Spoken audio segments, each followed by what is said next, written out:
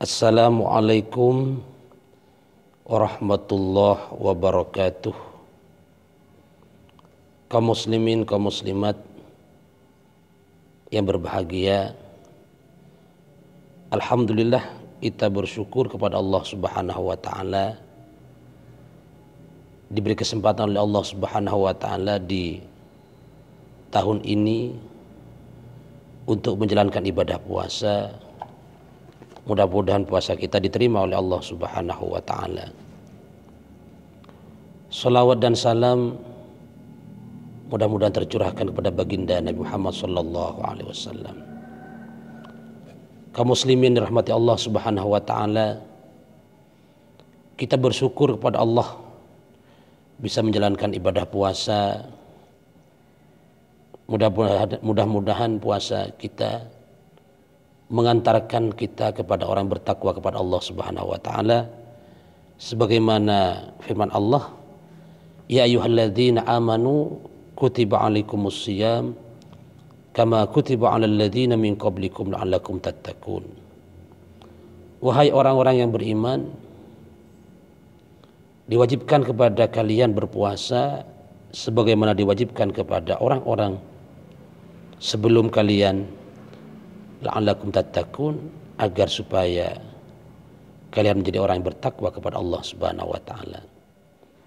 Apa artinya? Bahwa puasa Kak Dinto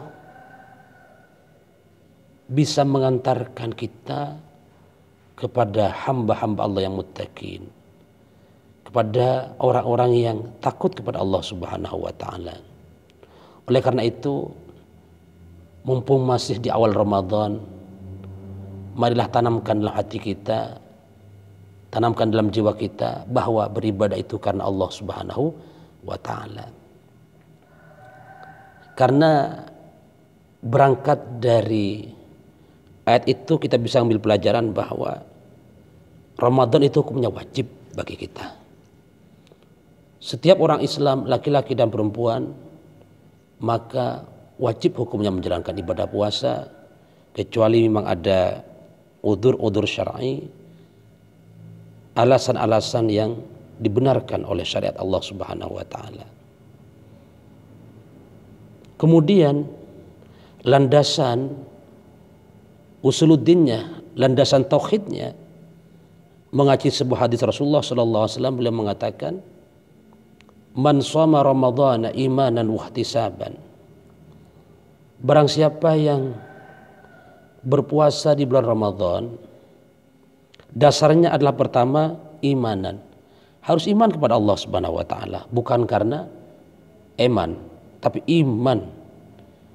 Kita punya keyakinan bahwa puasa Kak Dinto betul-betul dilaksanakan karena lillah, karena Allah Subhanahu wa taala, bukan karena yang lainnya. Bukan karena malu kepada tetangga, bukan malu kepada atasan, atau kalau bahasa Maduranya tak enak sama tetangga. Tapi landasan pertama harus imanan, karena iman kepada Allah Subhanahu wa taala.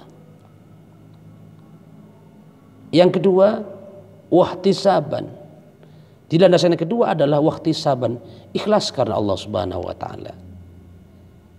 Jadi tidak merasa diri terbebani.